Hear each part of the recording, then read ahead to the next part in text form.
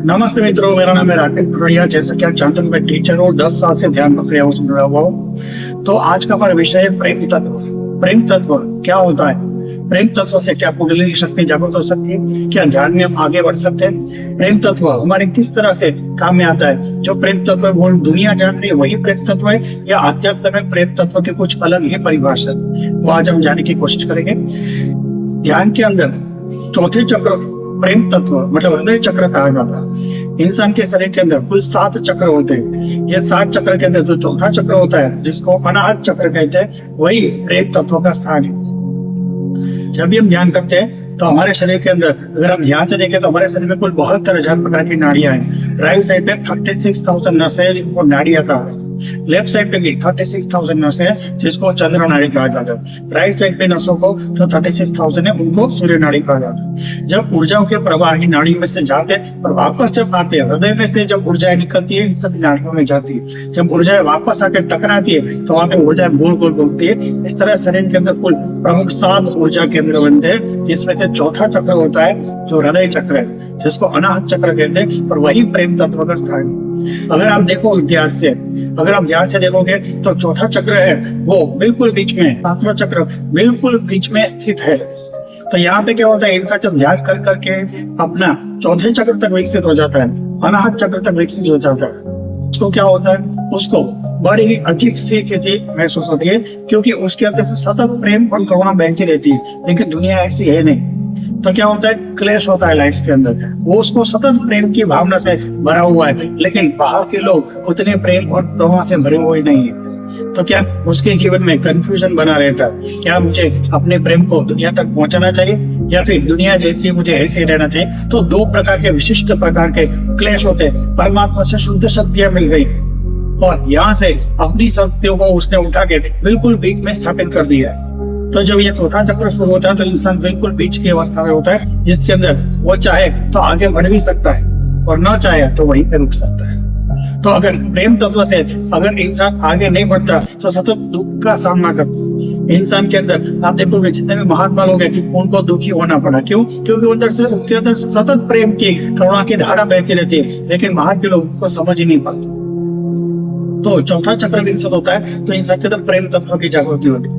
लेकिन अगर वो इंसान अपने ही लेवल पे बना रहे, प्रेम तत्व सतत चालू रखे और दूसरों ने कही हुई बुरी बातों पे चित्त नहीं रखता, दूसरे के द्वारा किया गया बुरे वर्ताव पे चित्त नहीं रखता और अपने ही प्रेम में वो मस्त रहता है, पूरी दुनिया को समान रूप से प्रेम करता है, ऐसा इंसान धीरे धीरे चौथे चक्र से 5वें चक्र की ओर, 5वें चक्र से 6ठे चक्र की ओर उसकी प्रगति होती है। जैसे वो 6ठे चक्र पर पहुंचता है तो आज्ञा चक्र विकसित होने के कारण उसको समझ में आता है जैसी दृष्टि है वैसी सृष्टि है। तो मैं अगर प्रेम से देखता हूँ तो दुनिया भी धीरे धीरे मुझे प्रेम से देखती है। अगर मैं दुनिया को बुरी दृष्टि से देखता हूँ तो दुनिया भी मुझे बुरी ही दिखेगी। अगर हमारी नजर अच्छी है तो हमारे विचार अच्छे होंगे तो वाक्य अच्छे होंगे, लोगों के साथ व्यवहार अच्छा होंगे, लोगों के साथ व्यवहार होंगे तो आपकी जिंदगी ही अच्छी होगी। लेकिन अगर आपकी नजर ही बुरी है, आपको हमेशा बुरा ही दिखती है, तो क्या बुरे वाक्य निकलेंगे तो समझ बिगड़ेगी, दुनिया ही बिगड़ जाएगी। तो कहने का मतलब, अगर आपके साथ कुछ बुरा हो रहा है तो समझ लेना आप में ही बुरा है। अगर आपके साथ कुछ बुराई हो रही है तो समझ लेना आपके अंदर ही कुछ बुराई छिपी हुई है, जिसके कारण पूरी दुनिया में उसका मल्टीप्लाई हो रहा है। तो कहने का मतलब, प्रेम तत्व, अगर किसी इंसान का प्रेम तत्व जागृत होता है तो धीरे धीरे वो प्रेम तत्व आगे बढ़ता ही है। आप चाहो ना चाहो धीरे धीरे प्रेम तत्व आगे बढ़ेगा ही। अगर 50% काम हो चुका है तो बाकी का 50% अपने आप होके ही रहता है। आप चाहो ना चाहो आपकी ध्यान में, भक्ति में, कर्म में प्रगति होके ही रहती है, क्योंकि आधा हो चुका है तो आधा प्रकृति अपने आप आपसे करवा लेती है। इस तरह से दुनिया में भी अगर देखा जाए तो पूरी प्रकृति प्रेम के तत्व से चलती है। आपको प्रकृति में कहाँ पे प्रेम तत्व है? देखो, पृथ्वी है जो हमें खींच के रखती है अपने साथ। क्यों? क्योंकि गुरुत्वाकर्षण बल है। गुरुत्वाकर्षण बल क्या है? अपने साथ जोड़ के रखना, उसको कहते हैं प्रेम तत्व। तो गुरुत्वाकर्षण की शक्ति एक प्रकार की परमात्मा की दी हुई प्रेम की शक्ति है। सूर्य ग्रह मंडल को अपने साथ घुमाता रहता है, मतलब क्या? अपने साथ जोड़ के रखा हुआ है। योग के साथ, वहां भी योग मतलब जोड़ना, योग का अर्थ होता है जुड़ना। और जुड़ता किस तरह से? एक ऊर्जा के कारण सूर्य के साथ सभी ग्रह बोल के घूम रहे। तो मतलब ये प्रेम तत्व ही है जिसको गुरुत्वाकर्षण शब्द फॉरेन में नाम दिया गया। प्रेम तत्व मतलब जुड़ने के लिए जो भी शक्तियां काम करती वो प्रेम की शक्ति होती। और एकदम छोटे पैमाने पे देखा जाए तो इलेक्ट्रॉन जो प्रोटॉन और न्यूट्रॉन के आसपास घूमते तो घूम के वो क्यों भाग नहीं जाते, क्यों उनके अंदर कलाइड नहीं हो जाते, सतत घूमते रहते हैं इलेक्ट्रॉन प्रोटॉन और न्यूट्रॉन के आसपास। कारण क्या है? क्योंकि एक सूक्ष्म शक्ति है जो प्रोटॉन के साथ इलेक्ट्रॉन को बांधती रहती है, उसको ये प्रेम शक्ति प्रेम तत्व कहा गया। प्रेम तत्व ब्रह्मांड के बड़े लेवल पर भी है, सूक्ष्म अणु के लेवल पर भी है और इंसानों के लेवल पर भी है। इंसान हमेशा या तो उसको किसी से जुड़ना है या तो किसी को अपने साथ जोड़ना चाहता है, तब उसको अपने अंदर पूर्णता महसूस हो। तो प्रेम तत्व ब्रह्मांड से लेके अणु अणु तक और परमात्मा ने इंसान के अंदर भी रखा हो। प्रेम तत्व मतलब जुड़ना हमेशा प्रेम तत्व के कारण होता है। विरोधी तत्व के कारण, नफरत के कारण कभी जुड़ा नहीं जा सकता। तो ब्रह्मांड भी प्रेम का संदेश देता है। आध्यात्मिक विज्ञान और आधुनिक विज्ञान भी प्रेम को एकदम सर्वशक्तिशाली बल मानते। आप एक काम कर सकते हो, अगर आपको जीवन में अच्छा नहीं लग रहा, मजा नहीं आ रहा, तो आप एक काम कर सकते हो, धरती माता के एकदम गोद में जाके इस तरह शांति से बैठना, दोनों हाथ को इस तरह से नीचे रखना और धरती माता से प्रेम पूर्वक, आप ऐसा मत सोचना धरती माता निर्जीव है, निर्जीव नहीं, सच में आपकी माता एक तरह से आप फीलिंग लाके भाव के साथ प्रेम के साथ फीलिंग जुड़ी होनी चाहिए। अगर सिर्फ शब्द ही है तो वो कुछ भी काम नहीं करता। गुरुत्वाकर्षण में कौन सी भाषा मौजूद है? गुरुत्वाकर्षण में कोई भाषा नहीं, फिर भी पृथ्वी सब लोगों को खींच के रखती है, सूर्य सभी ग्रहों को खींच के रखता है बिना किसी भाषा के। तो भाषा एक मन का व्यापार है, लेकिन फीलिंग के अंदर कोई मन नहीं होता, फिर भी इंसान सबके साथ जुड़ता है। तो बिना शब्दों की जो भाषा है वही गुरुत्वाकर्षण बल है, वही प्रेम तत्व। तो प्रेम तत्व असल में गुरुत्वाकर्षण के नाम से पूरे ब्रह्मांड में फैला हुआ है। तो गुरुत्वाकर्षण का बल का जो सिद्धांत है वो हमारे अंदर भी काम करता है। हम भी किसी को आकर्षित करना चाहते हैं या फिर उसके साथ जुड़ के उसके साथ जुड़ना चाहते हैं। तो ये जुड़ने का भाव हमारे अंदर ब्रह्मांड की शुरुआत से ही रखा हुआ है। तो आप पृथ्वी से, तब आप ऐसे बैठ के पृथ्वी से बात कर सकते हो, हे धरती माता, हम बचपन से आपकी गोद में खेलते हैं, आपने हमें हमेशा शुद्ध पवित्र रखा है, इस तरह से आप हमें हमेशा शुद्ध पवित्र रखना। यही हम सब पवित्र आत्मा की धरती माता के चरणों में शुद्ध प्रार्थना है, शुद्ध प्रार्थना है, शुद्ध प्रार्थना। बस ऐसा बोल के आप ध्यान में बैठिए, फिर आपको क्या महसूस होता है आप मुझे कमेंट करके बताएं। फिर इंसान जब ध्यान करता है तो चौथे चक्र से अपने आप विकसित होता है। मैंने कहा ना 50% काम अगर आपने कर दिया है तो 50% का प्रकृति ही आपसे करवाती है। धीरे धीरे आप छठे चक्र तक पहुंच जाते हैं। पर छठे चक्र के बाद इंसान को सातवां चक्र होता है। जब सातवां चक्र होता है तो इंसान के शरीर के अंदर नहीं बनता, शरीर के बाहर बनता है। तो सातवें चक्र पर जाने का कोई रास्ता नहीं। आप पहले चक्र तक पहुंच सकते हो ध्यान के द्वारा, दूसरे चक्र तक पहुंच सकते हो, चौथे, पांचवें, छठे चक्र तक पहुंच सकते हो, क्योंकि आपके शरीर के अंदर बनते हुए।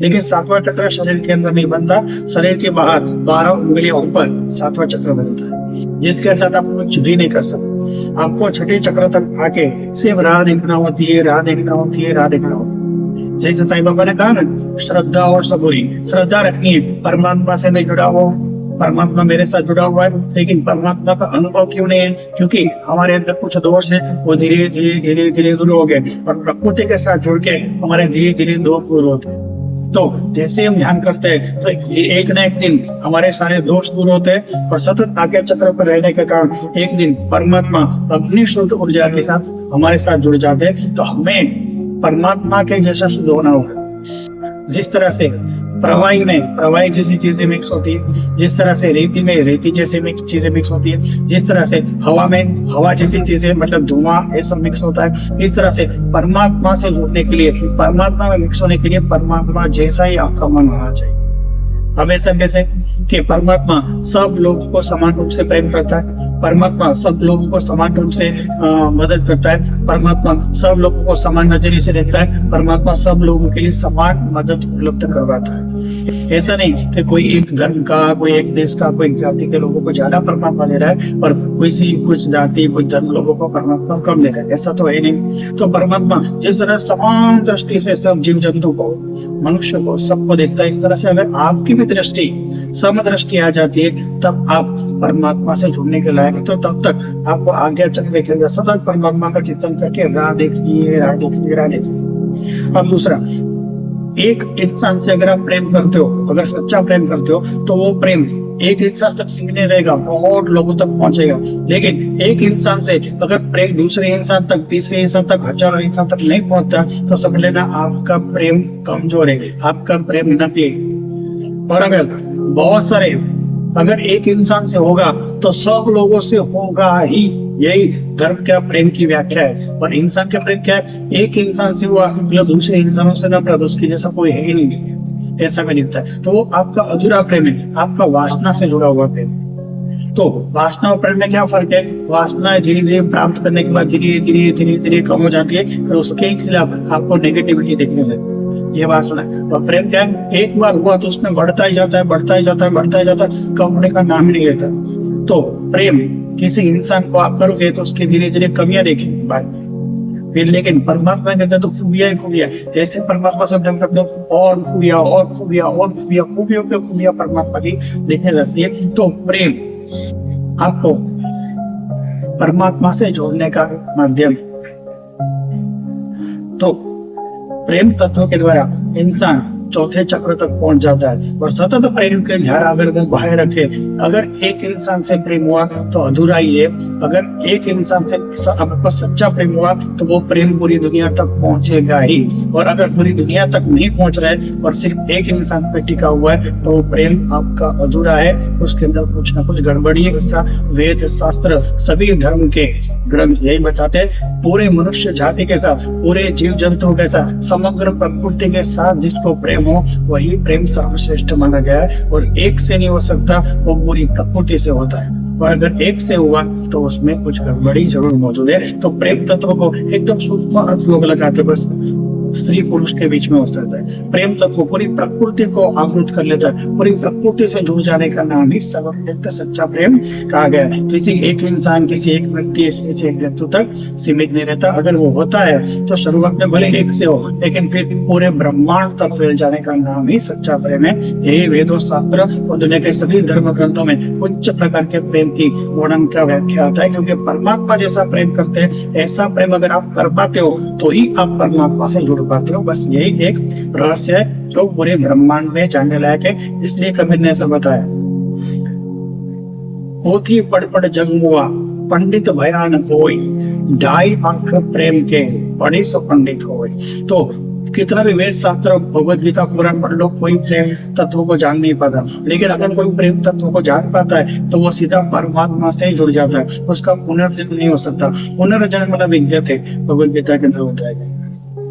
तो अगर ऐसी प्रेम की स्थिति अगर आके आती है कि चौथे चक्र से लेकर विकसित होते कि छठे चक्र तक, जब परमात्मा की कृपा, जब आप परमात्मा जैसा प्रेम करते हो तो परमात्मा आपके सातवें चक्र से छठे चक्र तक कनेक्शन करते हैं। फिर आपको जो प्रेम उत्पन्न होता है वो पूरे विश्व के लिए उत्पन्न होता है। आप पूरे विश्व के कौन कौन से प्रेम करने लगते हो, और वही स्थिति को मोक्ष की स्थिति कहा गया है। ऐसी स्थिति आने पर नर नारायण बन जाता है, आनंद परमानंद बन जाता है, जीव ही शिव बन जाता है।